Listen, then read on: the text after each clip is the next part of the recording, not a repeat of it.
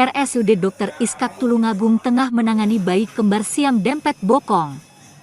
Bayi dengan jenis kelamin laki-laki ini rujukan dari RS Bayangkara Tulungagung, lahir pada Rabu, 17 April 2024. Kondisi bayi hanya mempunyai satu dubur, satu penis, dua skrotum atau kantung buah pelir namun hanya satu yang terisi. Rumah sakit milik Pemkab Tulungagung ini menyiapkan satu tim dokter dan tim perawat untuk menangani bayi ini. Di bawah supervisi tim kembar siam RSUD Dr. Sutomo Surabaya, RSUD Dr. Iskak akan merawat bayi ini sampai usia 8 bulan hingga 1 tahun sebelum siap dioperasi untuk pemisahan. Menurut dokter spesialis bedah anak, Dr. Ririt Tripitaka, kembar siam adalah kejadian langka. Dengan perbandingan 1:250.000 kelahiran hidup. Kasus ini bukan karena kelainan dari orang tua, namun karena kegagalan sel telur memisah sempurna. Karena tidak bisa memisah sempurna, maka ada bagian tertentu yang tidak terpisah. Memang kasus ini konjungtin atau kembar siam ini kasus jarang, jadi 1:250.000 kelahiran hidup. Terus kasus ini diakibatkan karena pembuat satu zat telur yang dibuahi itu gagal memisah.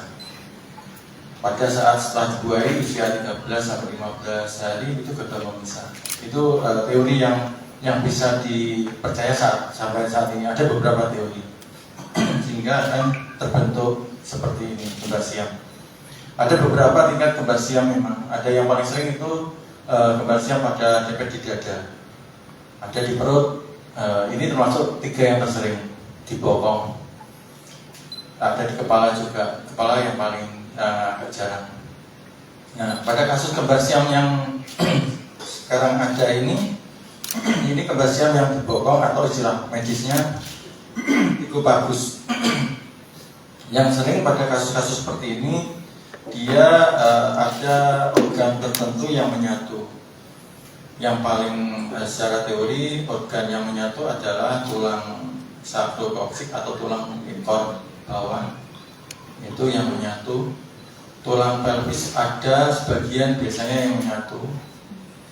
Terus usus besar paling bawah menyatu, namanya apa itu, rektum menyatu, tapi ada beberapa yang 2 anus. Tapi ini pada kasus ini anusnya 1.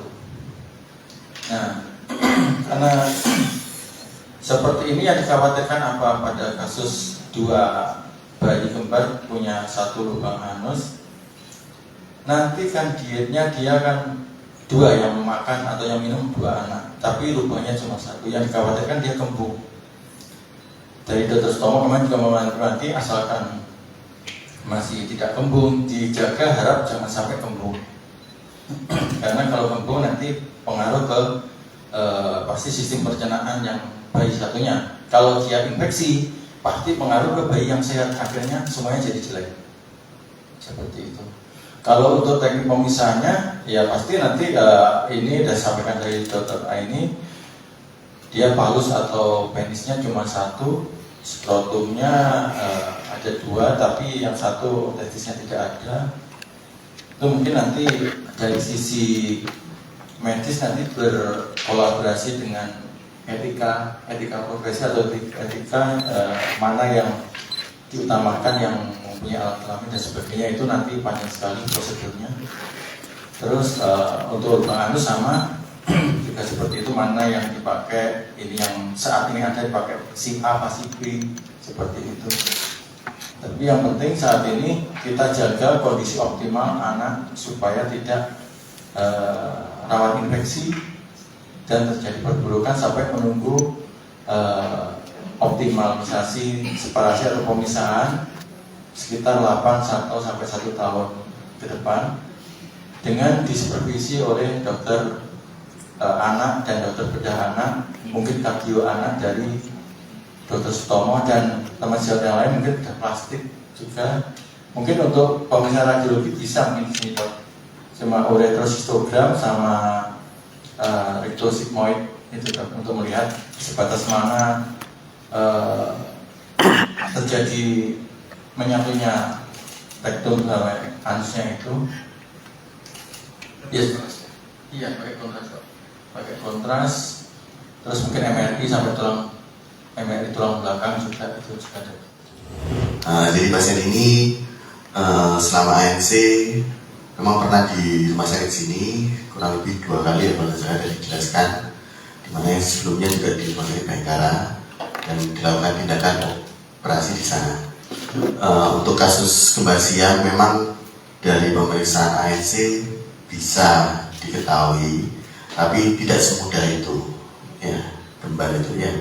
Yang pertama yang evaluasi memang kantong kehamilannya 1 atau 2.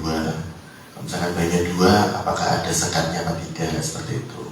Dan dari hasil pemeriksaan memang yang terdeteksi hanya kembar dan 1 kantong. Dengan adanya 1 kantong memang kemungkinan bisa terjadinya kembar.